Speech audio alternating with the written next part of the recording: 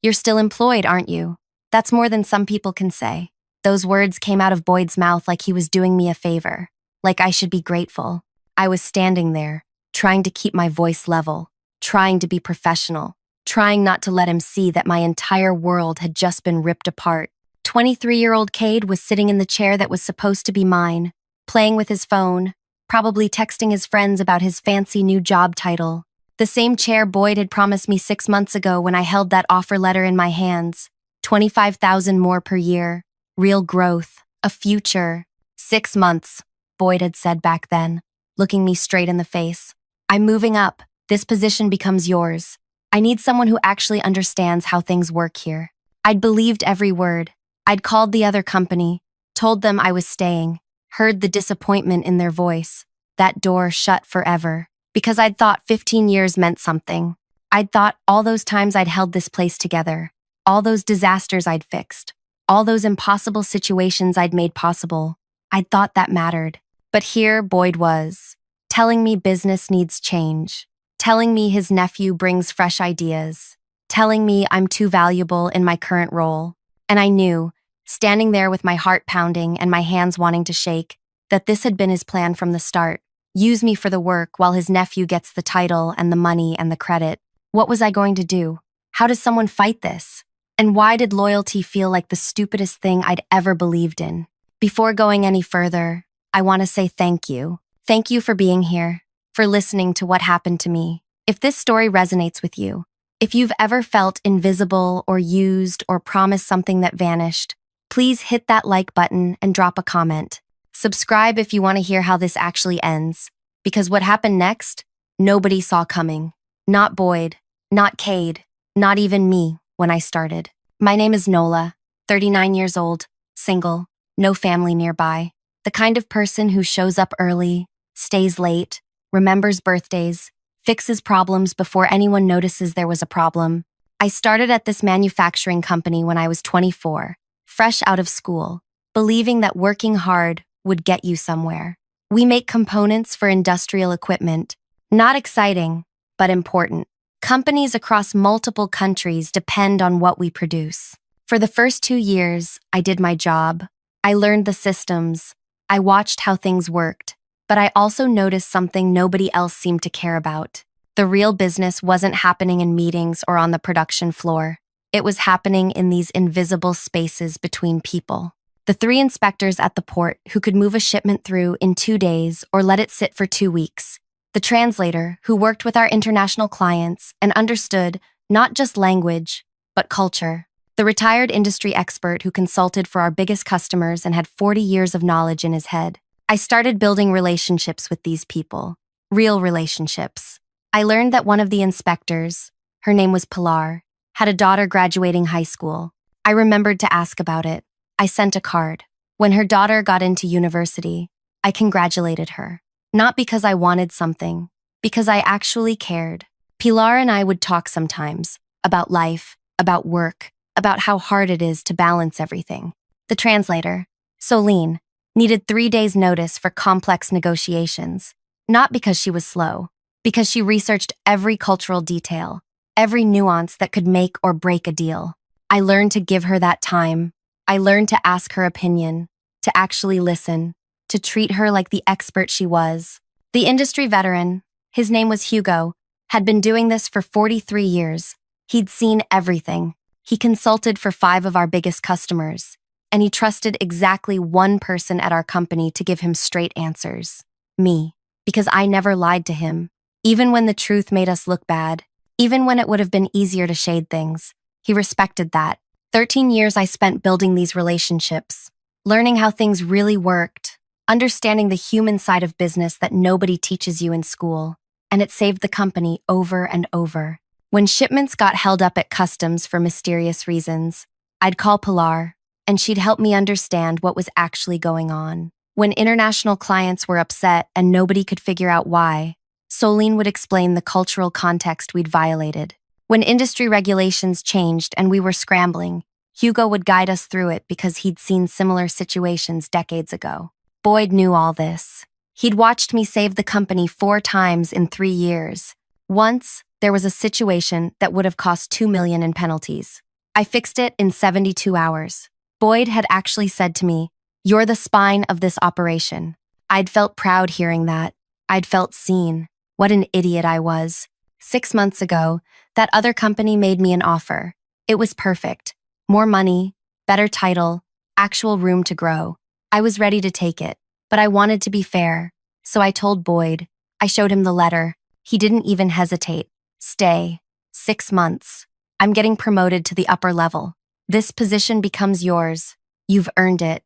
I need you here. I remember exactly how it felt, hearing those words. Like everything I'd worked for was finally happening. Like loyalty was finally paying off. I called the other company that same day, turned them down, heard the click of that opportunity closing forever. For 6 months, I kept doing my job, kept fixing things, kept making the impossible happen, kept believing.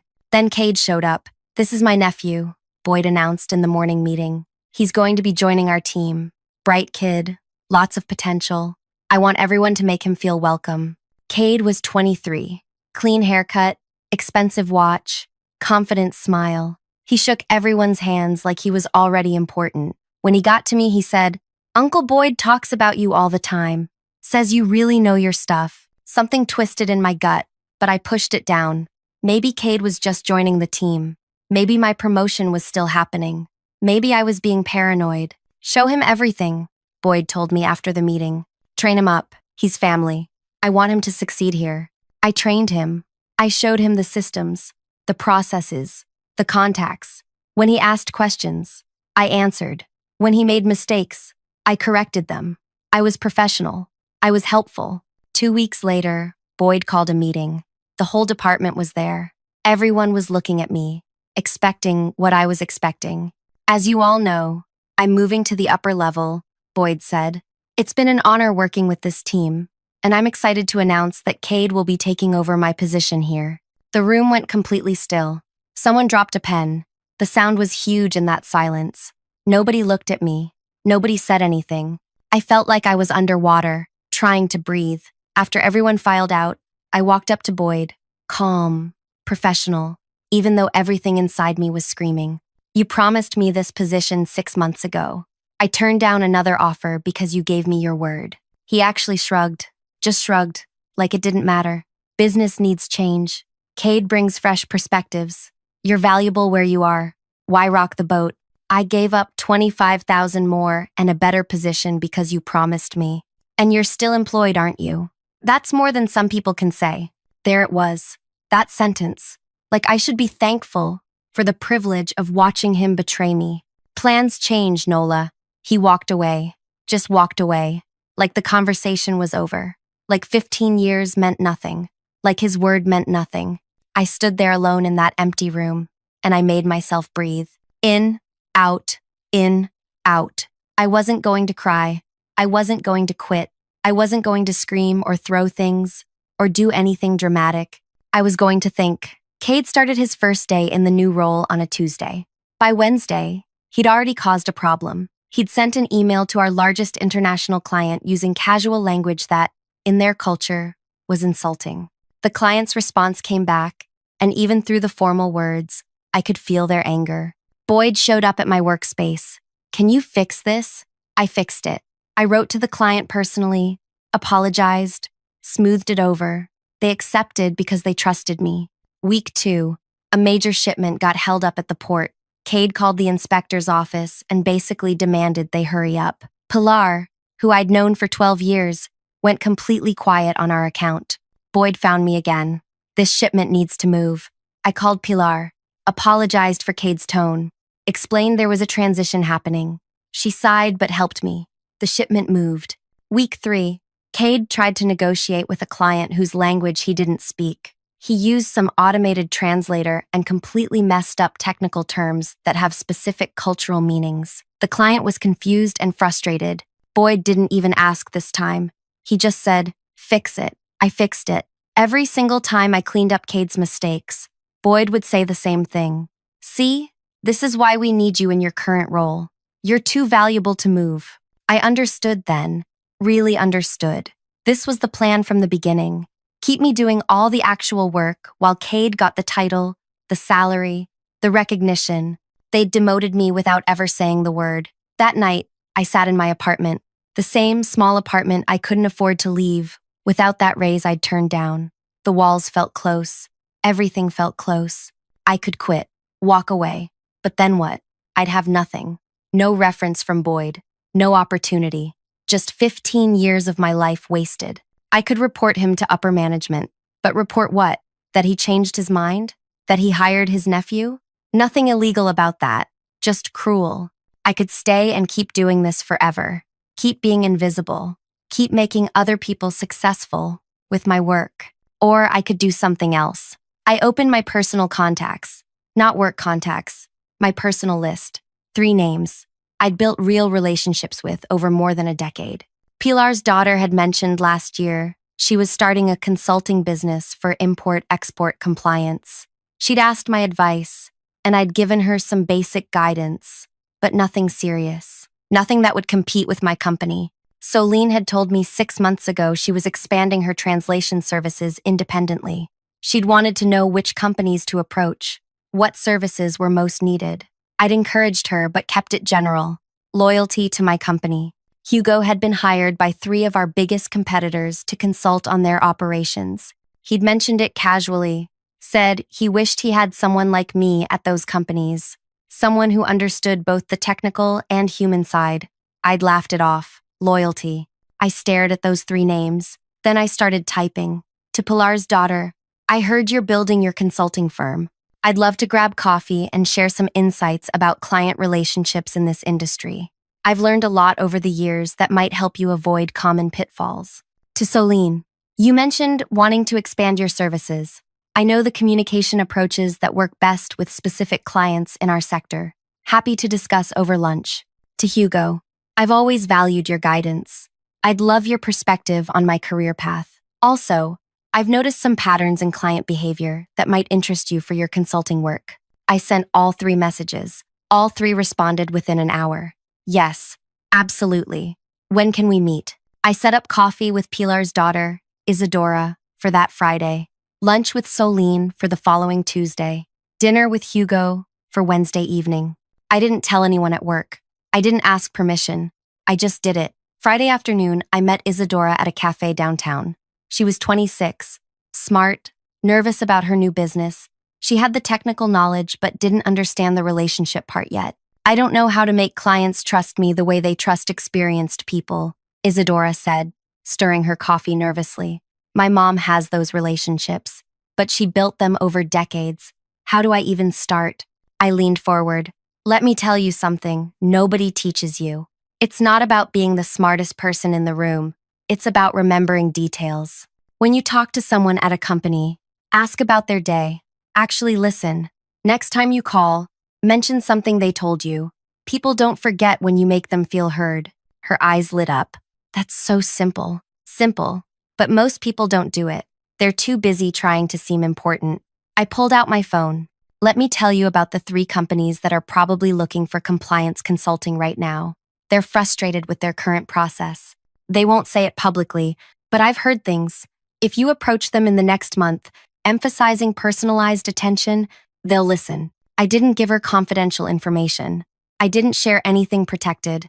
I just told her what I'd learned about human behavior, about timing, about how to build trust, things I'd figured out over 15 years that nobody had ever taught me. We talked for 2 hours. When we left, Isadora hugged me. Thank you. This is exactly what I needed. I felt something strange driving home. Not guilt, not satisfaction, just clarity. Tuesday, I met Solene for lunch. She was elegant, precise, exactly the kind of person who notices everything.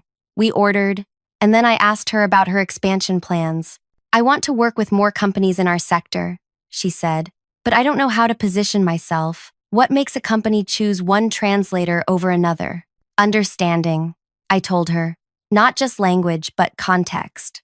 When I've watched you work, you don't just translate words, you translate intention. Most translators miss that.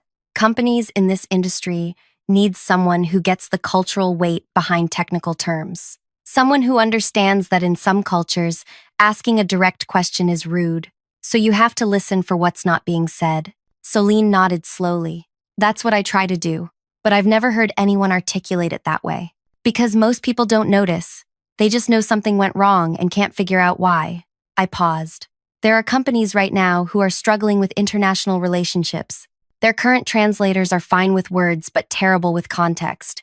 If you approached them emphasizing cultural intelligence, not just language skills, you'd stand out. I told her about patterns I'd seen. When companies make decisions about changing service providers, what concerns them, how to address those concerns before they even voice them. Not secrets, just observations from years of watching people. Solene took notes, real notes, like what I was saying mattered. When we finished, she looked at me seriously. Why are you helping me? We're not competitors, but this information is valuable. I thought about that because I've spent 15 years making other people successful, and they took it for granted. I'm tired of being invisible. She understood. I could see it in her face. Wednesday evening, I had dinner with Hugo. He was 71, sharp as ever, still working because he loved it. He ordered wine, asked about my career, and listened while I told him what had happened with Boyd and Cade. That's disappointing, he said quietly. I've always thought you were wasted at that company. You have strategic intelligence, real understanding of how businesses actually operate, not just how they're supposed to operate. Thank you, I said. That means a lot coming from you. I've been consulting for several companies, Hugo continued, helping them improve operations, client relationships, but they all have the same problem. They focus on systems and processes, and they ignore the human element. They don't have anyone like you, someone who understands that business is relationships, not just transactions. I sipped my wine. What if I told you about patterns I've noticed? Things that make client relationships succeed or fail? Not confidential data, just strategic insights. Hugo leaned back. I'd be very interested in that conversation. For the next 3 hours, we talked. I told him about behavioral patterns I'd observed. When clients start looking at competitors, what warning signs appear months before they actually leave? How to read between the lines in conversations, in emails, in meetings. How to build trust that lasts even when problems happen. I told him about timing cycles, the specific months when companies in our industry review their vendor relationships, the triggers that make them open to change, the approaches that work, and the ones that push them away. Nothing I said violated any confidentiality agreement. I'd never signed a non-compete clause because I'd never been senior enough to require one. I was just sharing professional observations, knowledge I'd earned through experience. Hugo listened carefully, asked questions, took mental notes. When we finished, he said something that stuck with me. You've just described what's missing from every company I consult for. The companies that figure this out will dominate. The ones that don't will struggle. I smiled. Then I hope the right companies figure it out. Over the next 2 months, I kept doing my job. I showed up, did my tasks, fixed problems when asked. But I also kept meeting with Isadora, Solene, and Hugo. Coffee, lunch, professional conversations, teaching them everything I knew about building relationships, understanding clients, reading situations. Isadora launched her consulting firm officially. Within 3 weeks, she'd landed her first client, a company that competed directly with us.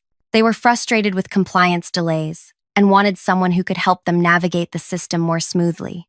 Isadora knew exactly what to do because I'd taught her. Solene expanded her services. She approached several companies, emphasizing cultural intelligence and contextual understanding. 2 of them were our competitors. They hired her immediately. She started moving their negotiations through flawlessly, avoiding cultural mistakes, building strong international relationships for them. Hugo continued consulting for our biggest competitors, but now he had new insights to share with them. Behavioral patterns, timing cycles, relationship strategies. He helped them understand when to approach potential clients, what to offer, how to build trust.